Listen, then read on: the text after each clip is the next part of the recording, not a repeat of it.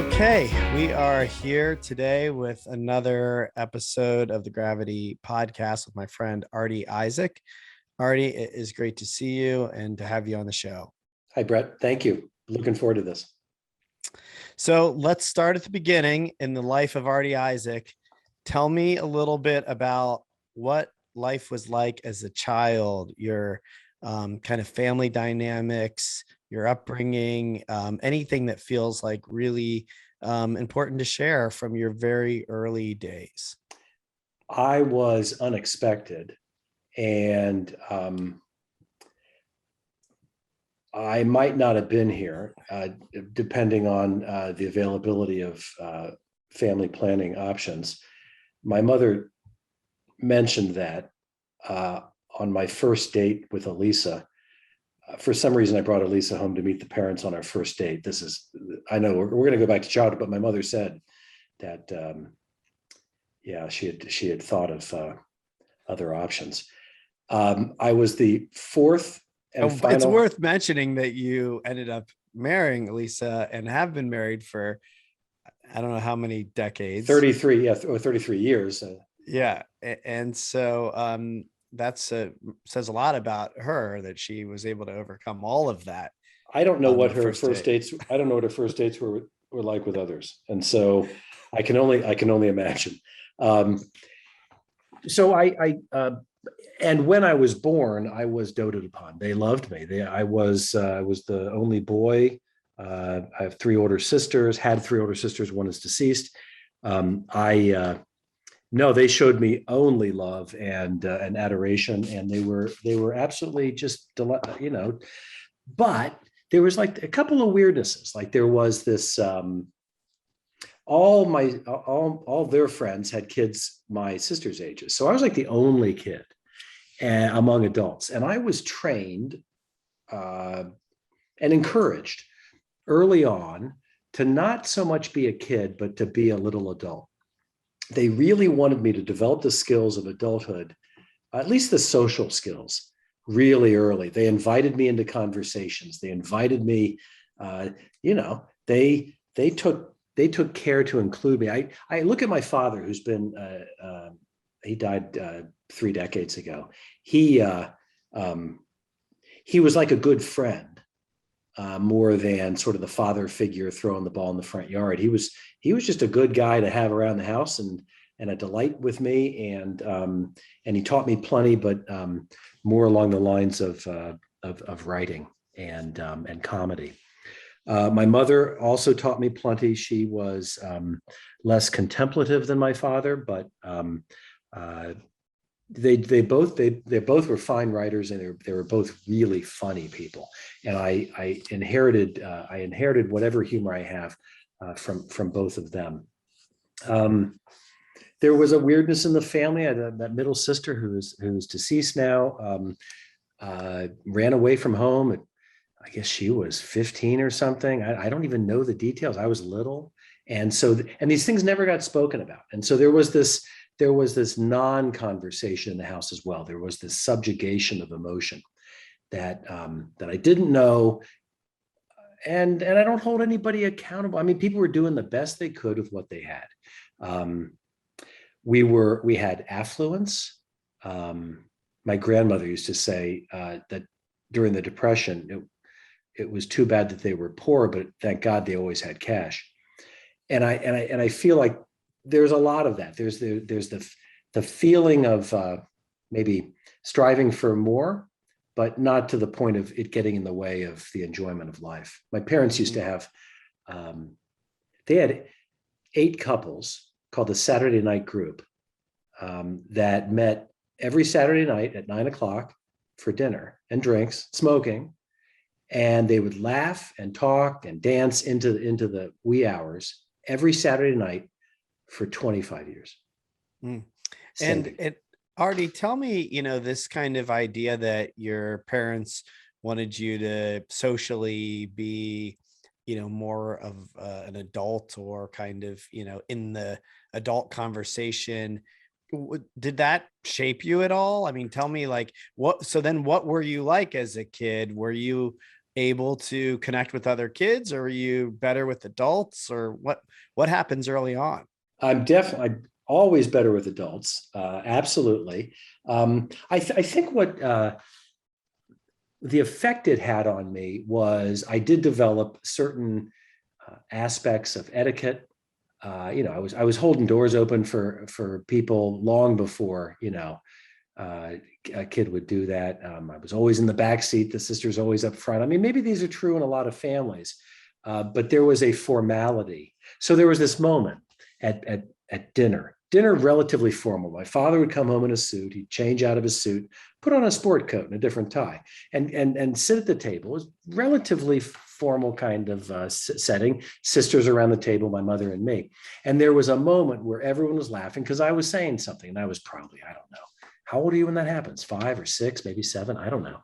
And my mother, I remember her saying, don't do that. She said to my sisters, don't laugh. You're only encouraging him. And I remember saying, what's wrong with a little encouragement? Which it just ended the whole dinner. Everyone was just dying. I learned at a very early age that I can say just about anything to just about any adult. I can question authority. And I was taught how to. They gave me this great education, which taught me how to speak up. And when they taught me there was another thing that went on all the time. This is Ashkenazic Jewish thing, I think, where you're constantly asked in the household, what are you thinking? What are you doing? Why are you doing that? There's like this constant meta level question about why are you doing what you're doing? And what are you thinking that you would do that? And I thought everyone grew up with a bit of always explaining yourself.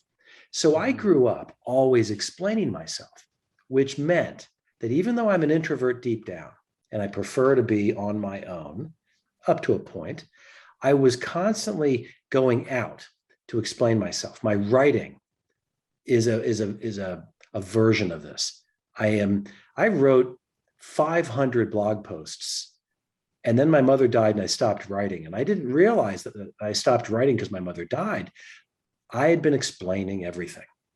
I had been maybe justifying, rationalizing, trying to make sense of what otherwise would appear to be a lot of just crazy decisions in life. So my parents had invested in me being an extrovert, a fake extrovert.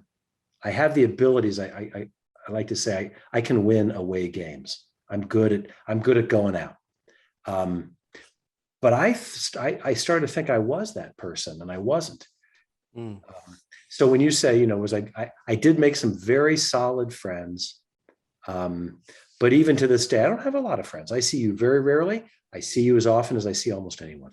Mm-hmm. Okay, so let's talk about a little bit more about how that plays out in kind of your teenage years, or kind of in this this part of your life where you're home under your parents' roof. What are you like? What are you interested in? What are you doing? Kind of what Sure. is keeping you engaged in life, and how? I am mainly interested. So I can tell you what I remember, and I can tell you what people have told me. Mm-hmm. People who I know not very well, but watched me walk past their house every day from the bus to my house, said that I was always carrying a lot of books, and they thought I must be terribly smart. But I just had a lot of books because I was assigned to carry my books home. I would go home and I would eat a box of ho-hos and drink a quart of Hawaiian punch. It's amazing I'm alive.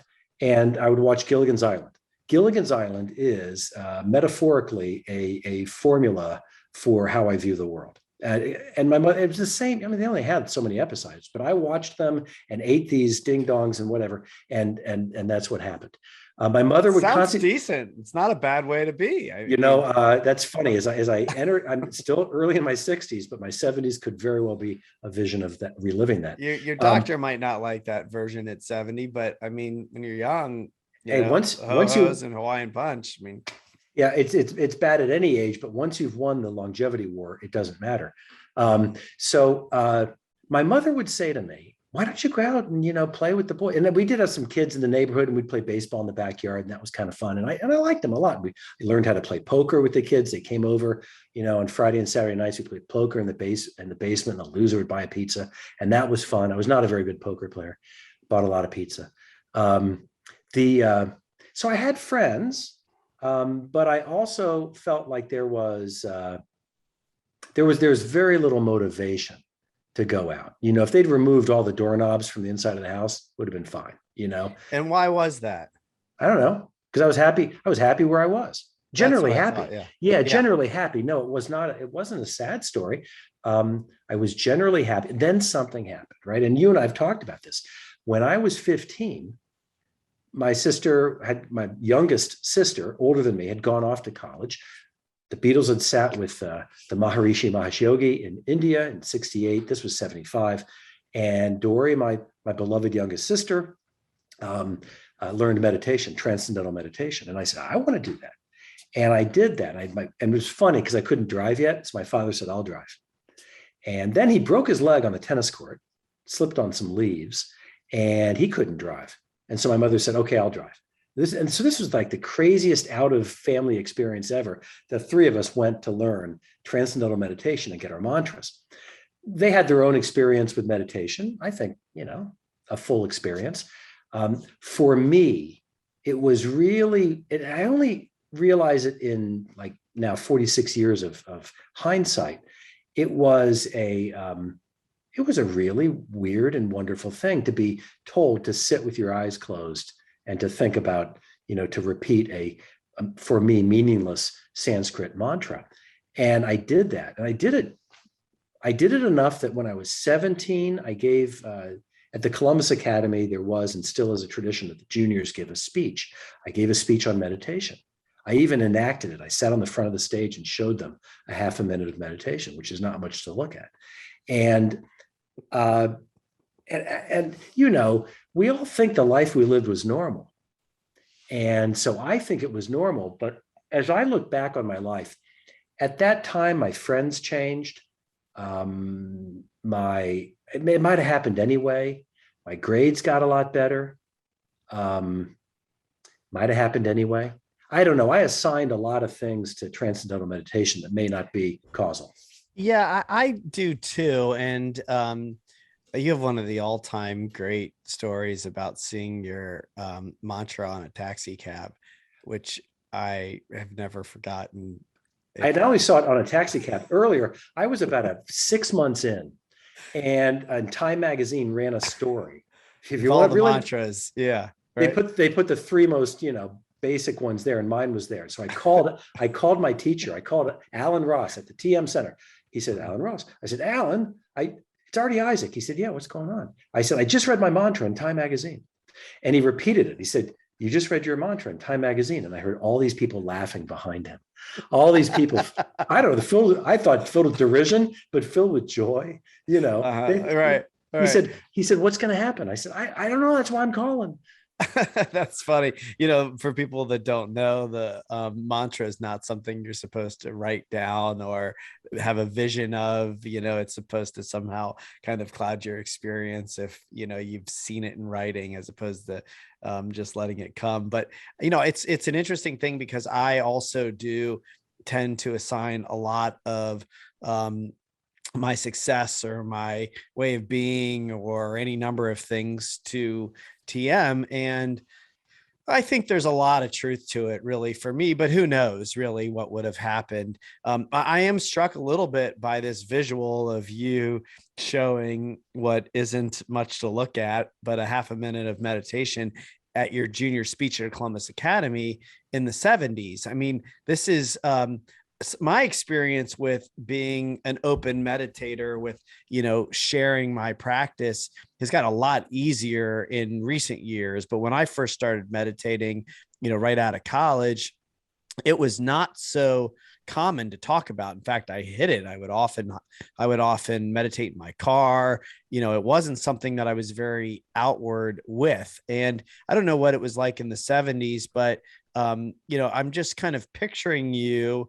And maybe this is, just my current view of you, but I see you as a real individual, as somebody who really, has been able or kind of can stand out in a room, who is unique and is, owns that. I don't know if any of those things are how you see yourself, but I'm wondering, like, what was going through your mind at that time in life at 17 years old, where a lot of kids are judgy and things might be tough to be fully expressed. Was that just kind of who you were? Was that hard? Like, it's not so much about the speech, but just, were you just kind of uniquely you even then, without kind of any hangups about that? I presume I had hangups. I mean, there were challenges, in social life, and that those things happen. But so I've never really given this that much thought, but I will now. Maybe I'm drawing an intuitive string back to my mother asking me to explain myself. I think I got really good at explaining myself, and I think I got really good at explaining myself preemptively. And I recall choosing to sit in meditation in front of everyone, in mock meditation, in front of everybody, because I thought it would be sort of flamboyant. I thought it would make, not flamboyant, visceral. It would show them something, because talking about meditation and showing them, I mean, it just gives them something else. But I also really genuinely thought I would get the question, what's that look like? And so I thought, let's preempt this. I don't want to answer, what does meditation look like? And I found right after that, I could meditate at school and people knew what the hell I was doing. There was no, what, is he sleeping? Yeah. So I'm kind of, struck by, you, I think and this is really a lot that a common theme that we hear in the podcast, where there's something that happens in the family dynamic. This is why I like to start here, that then has you be a certain way, right? Oh, so yeah. explaining yourself, right? That's came from your parents. You then became somebody who felt the need to explain themselves. Then you became somebody who was good at explaining themselves. So now it's like a superpower, and it's like opening up doors for you, or it's getting you something, and you continue to kind of live into that. Is that, what I'm hearing? Well, so there's this thing called Reichian character structures, and it talks about how we hold our body, the actual structure of our body, how we stand, how we sit. There are 5 or 6 different archetypes. I embody, and they, what causes them to come about in our lives is something that happens either in utero or in the first 6 or 7 years of life. 2 things happened. One was, when I was in the womb, there was at least somebody thinking about my not surviving. And when someone is not wanted in birth, according to Reichian character structures, that person becomes an escape artist. And in me, I am always disappearing on people.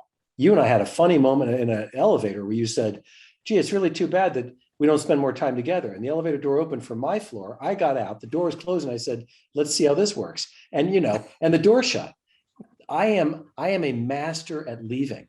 And I know, it's kind of, before I accepted you for being you entirely, it was really annoying to me.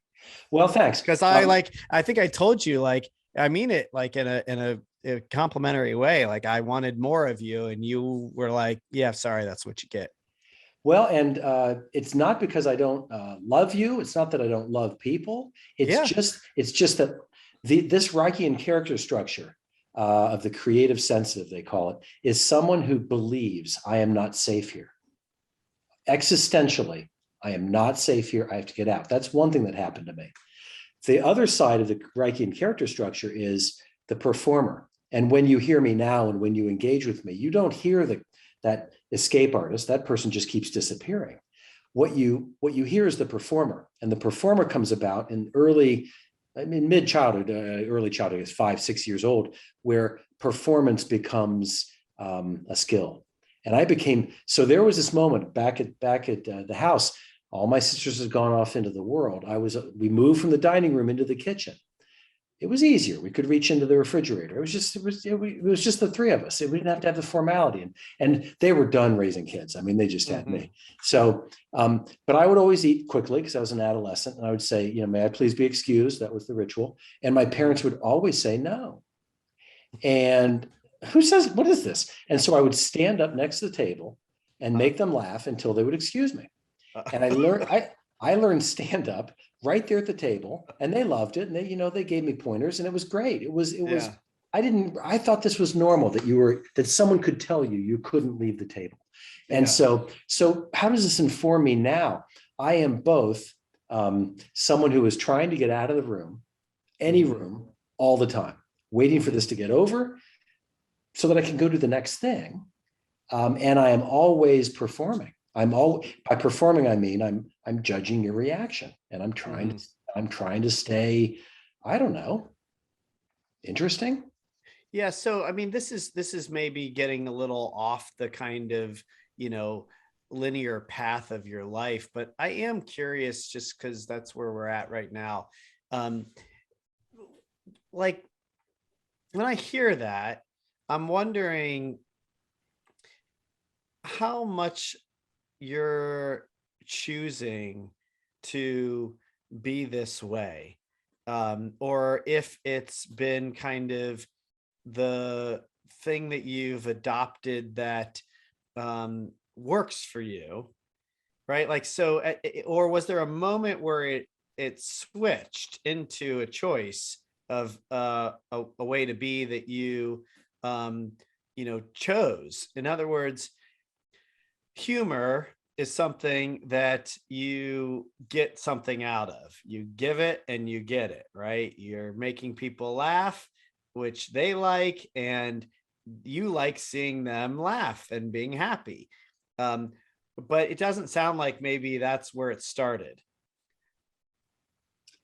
I think it might have. I have always, maybe as a kid among adults, I learned that adults are very earnest, and if you can make a group of adults laugh, I mean that's just nuts. It's great. And so I found, I mean, I didn't think of it in these terms. All I found was great rewards, appreciation, just frankly laughter. And it seemed like, and I didn't realize it, but they were relieved. They were relieved of a moment of earnest composure.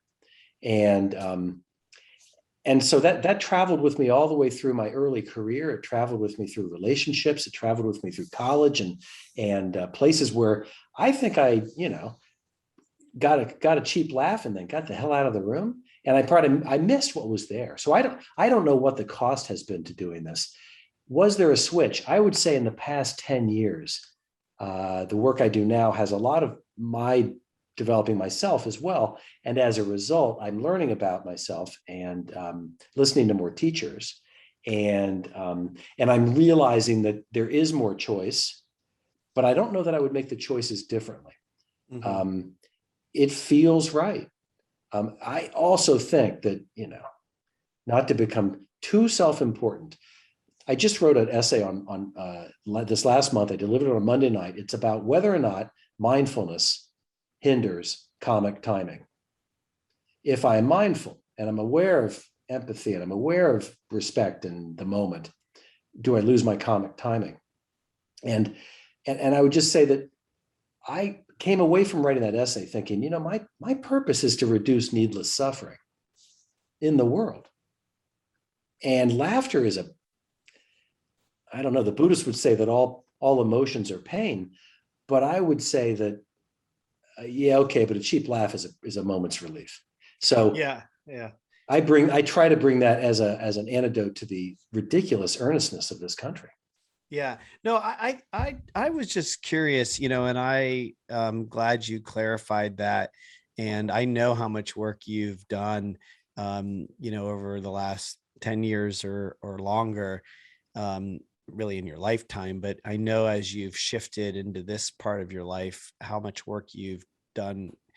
And I agree with you. And I'm glad to hear you answer it the way you did. I think fun, and I would put laughter in the fun bucket. is really important and often lost. And, I think that my experience with kind of the essay subject, what comes up for me is I stopped drinking alcohol a few years ago. And I never drank a lot to begin with, but I kind of got to the point where I thought it was pointless and I wasn't getting anything out of it. And I had that same concern. Would I still be fun? Would I be funny? A lot of my social life and was revolving around drinking. Everybody I knew would go out and have a drink. I mean, even if it was a drink or two on a Saturday night, that was part of the atmosphere and the experience. And what I found actually is the more mindful I am, the more kind of myself that I actually am, the easier it is for me to be funny. And I'm more present when I'm sober, and I'm like with you, and funny things are coming to my mind that I can actually access and share with a more mindful way of being. So that's just, I don't know, my experience, and for whatever it's worth, I think the answer is no, it does not hinder. It's funny as you say that. The funniest I've been lately, it was 6 weeks ago at a Buddhist monastery where, I mean, I had the meditators, barking with laughter. And I'm thinking, yeah, we weren't drinking, that's for sure. We were just sort of sitting. Yeah, that was the challenge for you. How you like the challenge? Everybody wants to laugh. People are waiting for permission. Yeah. Okay. Let's get back on kind of your lifeline here. You go away to college. Talk about life as Artie in your college years and kind of into your young adulthood. So I was deeply afraid. I don't like saying this. Generally, people who went to Yale don't say they went to Yale, but I went to Yale, and I was in over my head immediately. The people around me were awesome. And it's a relatively small class, 1,275 people. And my classmates don't remember it this way, but I felt like I raced back to my room. I just any excuse. I was I'm able to play an away game, but it's very tiring. It's very tiring for an introvert to play extrovert. And so I would race back. Are you still that way? Just curious. Do you still? Yeah. Yeah. Do I still race home? I do. Yeah. I mean, Yeah. I lead these peer groups, and it's sort of funny. I'm the first one out the door, and I'm the lifeguard. I'm like, I run out. Yeah, I'm the same way. I can do it, and I actually enjoy doing it, but when I'm tired, when it's done. Yeah. And I do it, and I love the work. I love the play of it. So when I think of college, first of all, I got into college basically because I'm a dude, and because I was a cheerleader and from Ohio, and I say dude because I happen to have found out that if admissions were gender blind, the whole class would be women. So they finally went to me, and they put me in the class. I was the fourth we only had 41 in our graduating class, and 4 of us got into Yale. And it was because it was the first year of a headmaster, and he went out to New Haven and he sold what he could. And the other 3 were scholars, and I was just like this community builder. So I got to college, and I was a community builder. I got involved in theater. But there's this telling moment, this freshman English, I talked and wrote my way because my scores weren't high enough.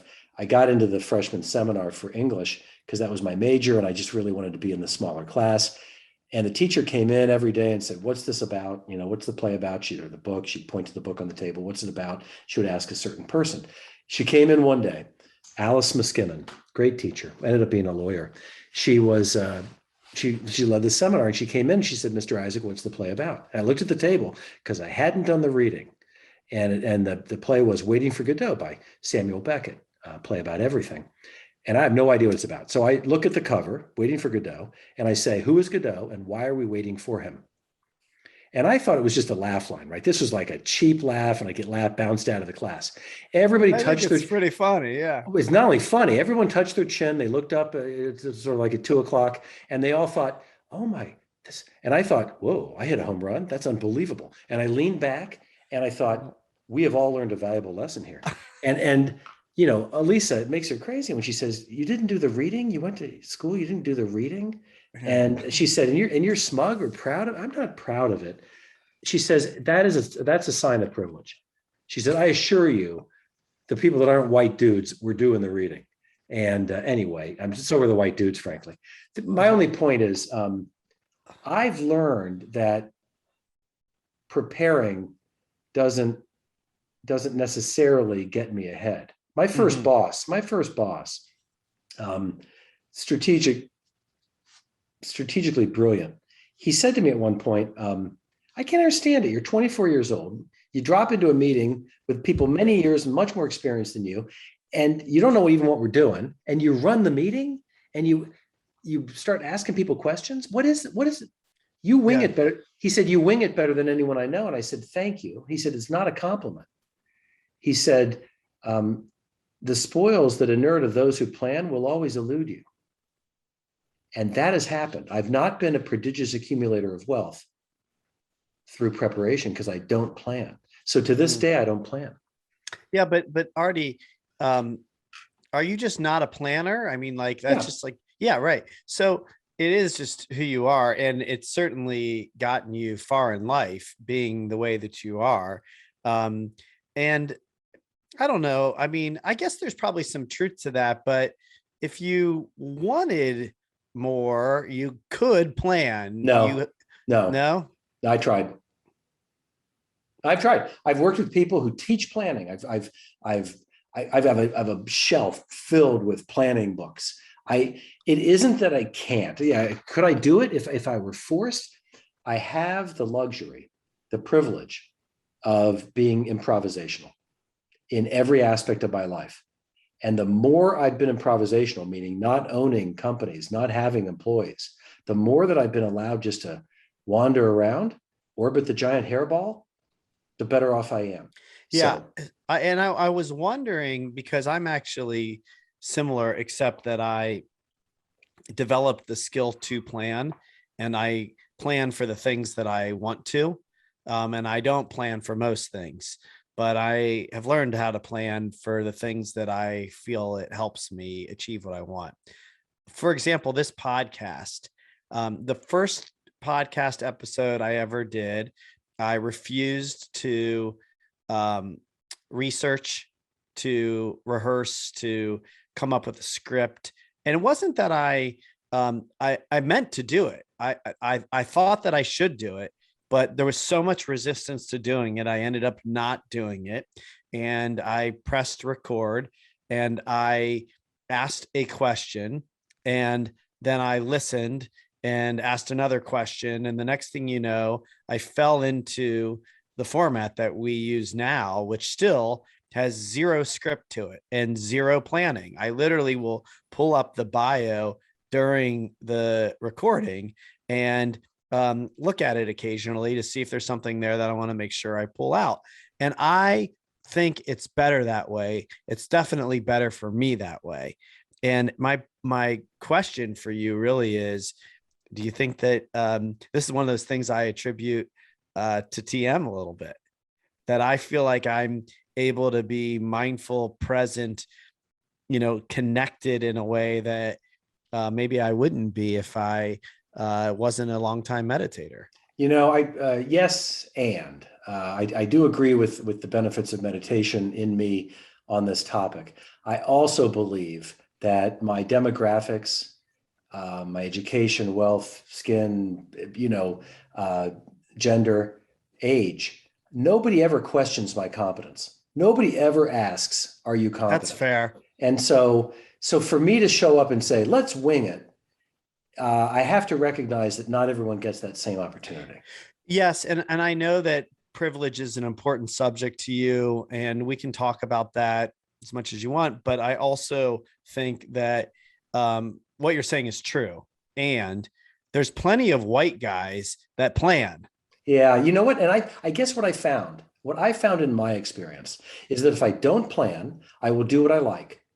And doing what I like has certain outcomes. They may not be the world's greatest outcomes, but I'm happy with them. Like these days I'm producing little books of poetry and essays. And I find that to be terribly rewarding. I think it's just a delight. And I find that I'm not planning to do it, but certain things happen in a convenient, pleasing order. I live my life in a I guess a spontaneous, pleasing order. And Artie, I want to kind of continue with this conversation in a way that I think is a little bit more fitting to you, which is I'm not going to ask you to tell me about your jobs in order and lead up to the one that you have today or to where you are in life. What I'd like you to talk about is whatever it is that you think is important about your career prior to the work that you're doing now. So you Sure. mentioned your first boss, between that first job and the one you're in, tell me what stands out for you. Well, for me, the seminal moments were in high school and before, with a paper route and a dishwasher and a bartender and I say paper route. I was a bank teller. I was a Mhm. cab driver in high school. I drove a taxi for Yellow Cab. Um, those were seminal moments. I saw work. I read Studs Terkel Working, which came out around that time, a series of interviews with people of different jobs. I was really interested in what is work because my dad he was a stockbroker, great guy, but just like this really conceptual thing he was doing. You couldn't really watch him do it. And so I was interested in work. The seminal moments, uh, going to business school was certainly something.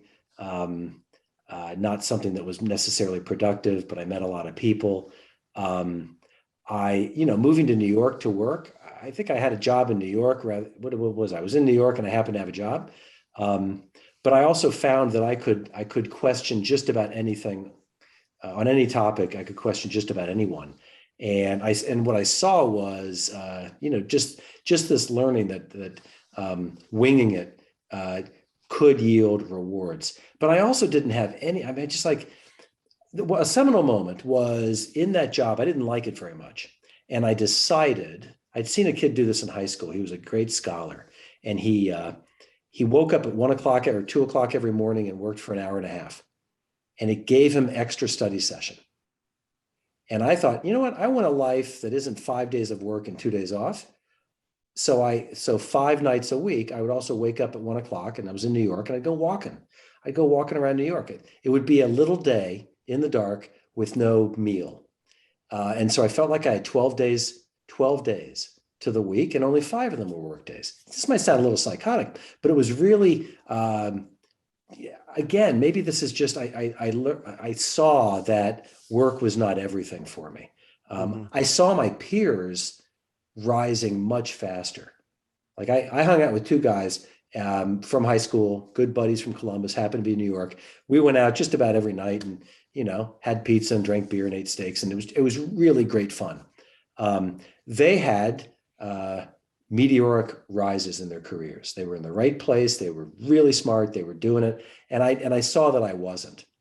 I think what that did for me is it sort of turned me off to becoming too engaged in my work. I, Mm. I sort of I sort of did work as a sideline, Mhm. and I could do enough of it to uh, you know to afford my life.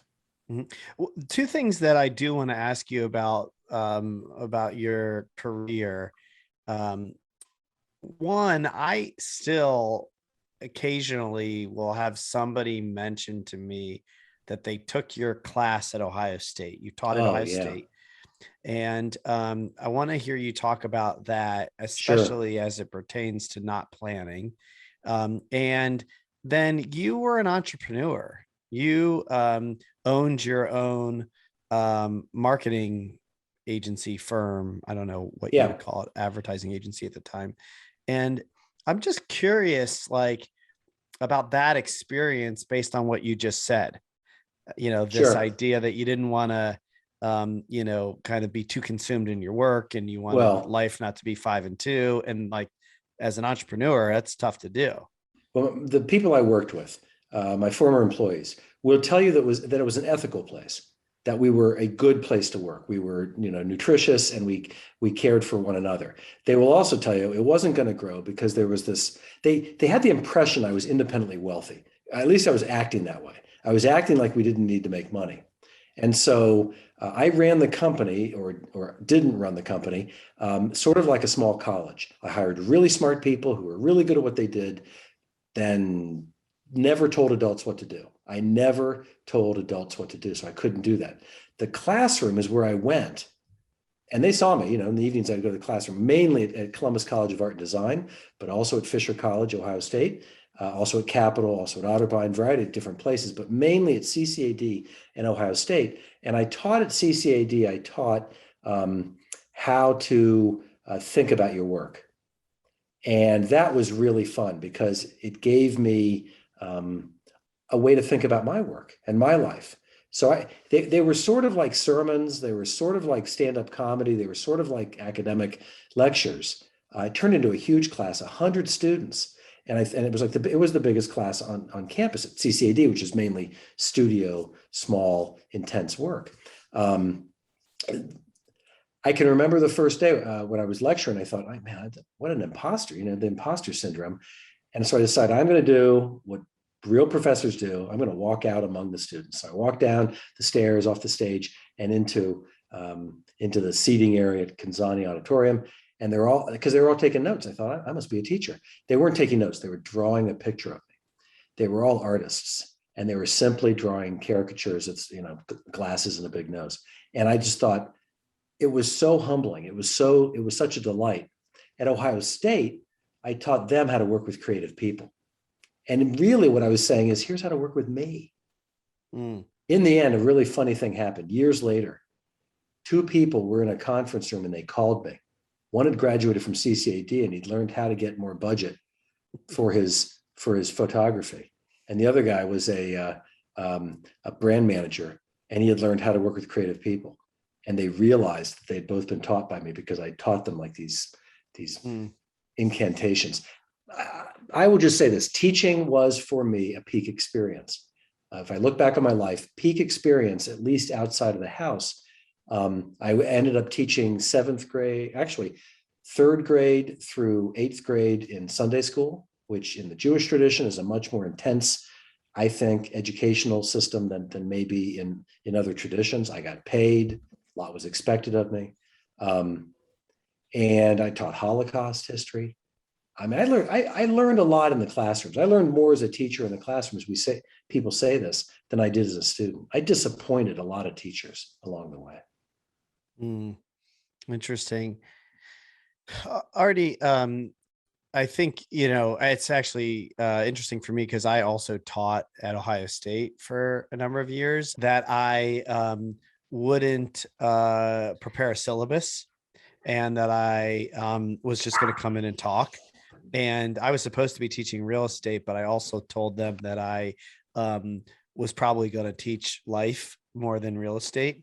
And I still to this day am pretty outspoken about like what we should be learning in school. And whenever I get a chance to talk to kids about what I think they should be learning versus what they're taught, I love to do that. And so I'm only bringing that up because I was a lousy student, and I think I was a pretty good teacher.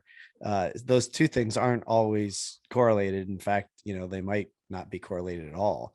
Well, so I'm a good teacher as far as performer, and I'm a good teacher as far as like pastoral care, but I'm not a scholar. And Yeah. the same thing kept me out of becoming a rabbi.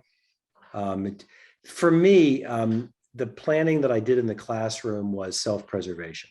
That was the one place where I really had to deliver a series of thoughts that I wanted to deliver, and I only had a set time. And so I would create PowerPoints that I would watch that would keep me on track. Yes. Yeah. Okay. So I am curious because I remember knowing you at this time that you chose to close your business. I don't know if you closed or sold or you exited. Sold it for very little. It was closer to arson. And in fact, if it had been arson, my balance sheet would have been stronger.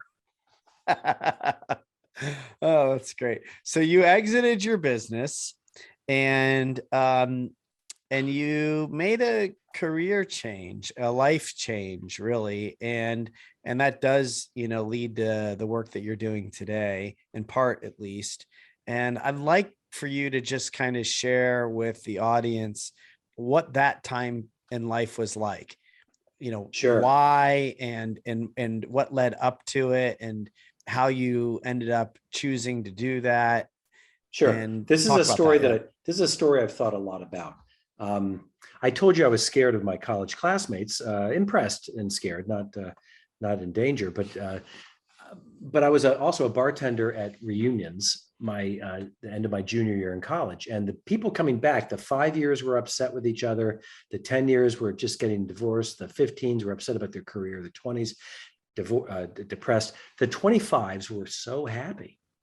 And I said to myself, I'll come back for the 25th reunion. And then I disappeared from my class for 25 years. And I came back for the 25th. And in fact, I did what I always do. I joined the reunion committee. And they said, why would you join the reunion? You've never been to one. And I said, well, what percent of the class has never been to one? They said 53. I said, oh, well, why don't you talk to the 47% that keep coming? I'll talk to the 53 that don't. This may be too long a story, but I'll try to make it short. I went back to the reunion and people said, oh, I'm here because you wrote those letters. My letters had said, here's why I missed the 5th and the 10th and the 15th, but I'm not missing the 25th. We broke all records by 8%. People remembered a play I was in, Our Town by Thornton Wilder. It was, it's a play about everything. I guess all plays are about everything. But it's about life is short, don't mess around, words have meaning, be here now. And I was in that play, and I thought I'd done a bad job. My father had come out to New Haven to see the play with my mother, but I can remember my father coming up to me at the very, after the curtain, after he could talk to me, and he put up his hands in front of me as if to say stop, and he said, don't act. And I thought, oh, I hear you, dude. I didn't know my lines very well. I'd been frankly getting high. Well, anyway, at the reunion, people remembered it, and they said, oh no, that was like the most pure presentation of that play, which is the most produced play in America. One was a theater critic for a major daily, said, no, that was it. And I said, oh. And then at the very end, I'm leaving, and Heidi Smith, who lets me tell this story, comes up to me and she says, I owe you my thanks. I said, who? She said, I'm Heidi Smith. I'm from Texas. I owe you my thanks because you were the stage manager in our town, the omnipresent, omniscient guide for the play. She said, I owe you my thanks because when my 3.5-year-old son died, it's because of you I had no regrets. Now I heard this and I hadn't really remembered what the play was about. And I said, I'm sorry for your loss. And she said, that's not why I'm telling you. You taught me through the play when he's jumping in the pool and he says, Mama, look at me. I looked at him. I didn't look through a viewfinder. I looked at him. And so I came home and I reproduced the play with Matt Slaybaugh in Available Light Theater. We had 4 shows at the Cassingham Auditorium, 4 sellouts, 400 people each. We made 20 grand for charity. It was like having my funeral because just before the curtain opens, before I come out front, I can hear everybody. How do you know Artie? How do you know Artie? It was cool. And I stepped out and I did that. And my classmates had told me, what are you doing? You're working in advertising, a little agency, you're capable of more than that. And they reminded me of ambition. They made me think you need to be more ambitious. So I sold the agency really quickly and just fled. And what did it feel like? It was mindless. I was thinking about who I had to tell what when. So there's a lot of Dodgem cars going on. I owed for me, a ton of money that went from a line of credit at the office to a personal line of credit in a moment. Fair is fair. But I was there was a moment when our daughter, that summer, she was the only one working in the house because she had a job at Katzinger's. She was like 15 years old. She had a job at the delicatessen, and the rest of us were at home. And I was still cleaning up the office, trying to get rid of like postage meters and things like that. And it was Friday night, Shabbat dinner. We're sitting down for the meal, and she puts her paycheck. It's, second Friday. She puts her paycheck on the table and says, "Well, I guess that's about it for the household economic engine." And what I didn't realize is I think I scared the home folks. I think they thought that we might be in trouble. I was an improvisational person, so I didn't really know the danger I was in, and things have worked out. Yeah. And I just want to talk about that for 1 minute. And this is probably going to be the subject of our conversation yet again, when I come visit you in Yellow Springs, because it's been part of my journey over the last few years to untangle this kind of thing. It's part of the reason why I'm doing the podcast and new things. But what strikes me is that you got this kind of download, this insight, through that play, through that experience. And you immediately, despite the fact that there was debt and there was lack of clarity where the income was coming from, and people that were, you were responsible for, and relationships and whatever else. And there are a lot of things when you are in business for as long as you were, and had the reputation you had and were good at what you did. People loved working with you. There's a lot there. And there's something that strikes me about your ability to just know it wasn't for you anymore, and there was something else there, even if you didn't know exactly what it was, that you would act. To me, it's like, because this is part of my struggle, it feels like tremendous courage or conviction or strength or security, something, but that might just be, how I'm projecting it. What was it for you? For me, it was, I was learning my lines on a beach during spring break, learning my lines for our town, got home. The general manager of the small agency said, it looks like a recession starting. Our clients want to put things on hold for 9 months, 3 months. Is that okay? I said, yeah, I've been through a couple of recessions. I went home. I said to Elisa, it's a recession. She said, well, got to put money in. That's what happens. I said, yeah, but this is different. I have no ambition to own this agency. And she said, well, then it would be, I don't know, crazy to put $1 in. So I went in the next day, Tuesday. I said to the general manager and our controller, we're closing tomorrow. Because this was 2008, the writing was on the wall. It was pretty clear it was going to be a powerful recession. I mean, I'm no genius, but I can tell. And so Wednesday we told the staff, we're going to pay you for a couple of weeks. We're going to finish the work for clients. We're going to pay our bills. It's not one of those situations, but we're just shutting her down. I'm going to go teach. The staff said two things. One, don't just close it down. It's making money, modestly. And two, we love you. And I went to lunch, and I started getting calls at lunch from people saying, what are you doing? I said, I'm having lunch. They would say, yeah, but your people are putting their resumes out, and they're saying, Artie's done. He said something like, stick a fork in me. I want to go teach. And this was true. And I said, yeah, that's true. And it was clumsy. The word got so quickly to people that I hadn't told. It was really, there were some awkward and challenging moments with how news went around, but the news was the news. Yeah. And so Wednesday afternoon, my general manager says, is it okay with you if I sell it? And then on Thursday, Todd Swickard walks in from People to My Site. We'd met once before, but didn't know each other. We shook hands and he bought it. And I remember him saying, what do you want? I said, I want out. I want a classroom of students. That's all I want. He did better than that. He helped me out with some of the obligations, and he was generous with me. And by Friday, we told everybody they had a new employer. So for me, it was really fast. It was out of body experience. I was just, listen, I'm an improv guy. I can shut down a business as fast as anyone. Well, I think there's something to be said about all of that. We're going to run out of time here, and I want to make sure you have a chance to talk about Vistage. Anything else that you're up to now? I mean, I guess for the audience that might not know you, you've gone on to find many successful next acts, including, becoming one of the top Vistage chairs. And I don't know the data. I just, again, like think highly of you, but I'm pretty sure you're one of the leaders in that space and, got into it pretty early and have been very successful in it, as well as an author and so many other things. So, again, in your way, what's important about kind of where you are now, what you're doing now, what should people hear? Um, Don't be modest and no, humble no, and say nothing's really that important. no, I'm no, no, really no. like, you're up to a lot of good stuff. Yeah, yeah. So I wasn't about to be humble. I Okay. even resent the suggestion.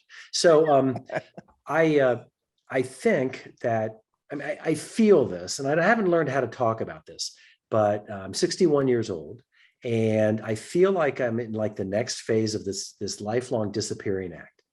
And there's a social scientist, I think he's in England, I don't know, his name is Dunbar. He talks about Dunbar's number. And there, you can have 5 intimates, and you can have 15 really close friends, and 50 people you work collaborate with, and 150 people that are in your circle, and you can remember 1,500 names. But basically, the brain is only so big. Now, I know this has been debunked. I don't even Dunbar says I'm not so sure, but I've taken that on as, yeah, I think that's right. I have this ambition to be known by fewer people. Talking to you today, I mean, this is like my swan song. Talking to you today, I'm not doing a whole lot of outward stuff. I got off Facebook. I'm not posting on LinkedIn. Once in a while, if it's something that I don't know that I believe I want to focus on the 150. I want to focus on the 150 people around me. I've got about 100 Vistage members. I've got 50 loved ones and neighbors. And gosh, you just made it. It's unbelievable.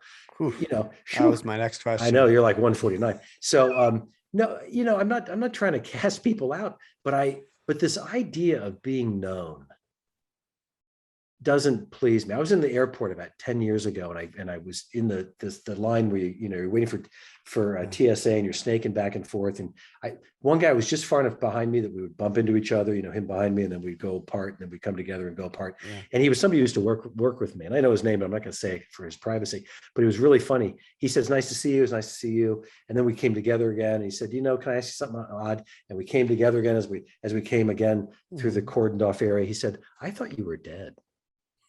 And we came together again. I said, no, still very much here. And then we came together again. I said, maybe it was my father. He died. My thought is that I don't want people to think I'm dead, but I really want to attend to a smaller community. So moving to Yellow Springs was part of that. Being a bumpkin. I am no longer striving for what already is, and I'm surrounded by people who are striving. And yesterday, in conversation with my friend Rob Emmerich, he suggested that maybe that a smaller life appeals to me because I have more delight in the nuances that happen in a routine. The coffee's a little hotter, a little cooler, a little sweeter. The smaller things that happen out here bring me great pleasure. I don't have a bucket list. It's not anybody I want to meet. There's no thing I want to see. I've seen a lot, So I think the meaning of all this is that it's the beginning of yet another disappearing act. Yeah, it's interesting as you started to describe that. I was getting this feeling of the elevator closing on me again. So I'm happy to know that I slid in at 149. I will take that all day long. The thing is, upgrades are possible with points, but go ahead. I believe me, I love to gamify things. So I got to get in that top 100. At least the top half of the 50. Anyway, I really relate to what you're saying. And I think that's why I like you as much as I do, because I often kind of relate to how you are being or aspire to be, in many ways, the way that you are in the world. And I have this feeling as being on the other side of that is like, I want more Artie, right? Because I like to be around people like you. It's interesting, it's energizing, it feels comfortable, all kinds of things. On the other hand, I have the experience of wanting to also disappear myself.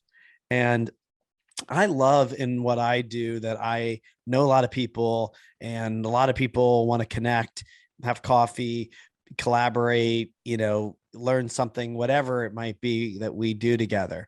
That's really nice and it's great. And it's oftentimes really enjoyable and sometimes produces something of benefit to somebody or to the world. And so I'll get that kind of thing too. Like, we want to spend more time together, or can I have coffee and whatever. And mostly I feel like I just want to disappear to Montana or something where nobody knows me. And I feel a little bad about that sometimes, but hearing you describe it helps. And I guess, for me, I think I'm just like not done doing it quite yet. There are still things I want to see and bucket lists that I want to check off. But I can see how you can land where you are and how that might be really nice. It's more than a definition of convenience to be happy where you are, to be happy with who you are. So I think, about a year and a half ago, I switched from transcendental meditation, which I do recreationally now every once in a while, and I moved into a mindfulness practice with Juan Alvarez, local guru. Yeah, Juan's been on the podcast. Awesome. Well, I've spent a lot of time with Juan over the past year. He was the rudder and mast for a group of us during the pandemic and recently at a retreat. And it all sort of comes together, this idea to be known by more and more people and to be rewarded for that. And I understand people have to do that to make their living. I get it. That creates a lot of needless suffering because we can never be known enough if our quest is to be well known. And so, Juan's taught, or he's tried to teach me, I'm trying to learn that this idea of, I'd like to be with Brett more often. Brett would like to be with Artie more often. The illusion of the separation, the illusion that we are separate, is what creates that maybe craving or whim or desire. You know what? In the end, we're all dead, and we've had this moment together, and I find this to be precious and real. And come on up to Yellow Springs. Yeah. And I appreciate you saying that. And I feel that way too. And I did, even when the elevator closed, as much as it was like, what?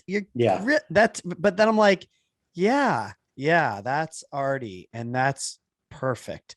Just the way it is. And that's why I love him. It has to be that way. That's how it is. It can't be both. And anyway, Artie, I'm just going to leave it there. Thank you for this time and for being together. It's always a pleasure. And I respect and admire you and enjoy you and love who you are in the world. And I will come out to Yellow Springs. I'm taking my 10-week sabbatical, which I shared with you. I haven't really talked about it much on the podcast yet, but I plan to spend more time with friends and, take some time to do nothing and dabble in what it feels like to disappear a little bit. So I'm looking forward to that and to seeing you. And thanks again for taking the time to share your story with our audience. Well, thank you for your kind words and generous assessment, and for being my friend. I'm glad we know each other. I think the world of you. Let's keep going. Indeed.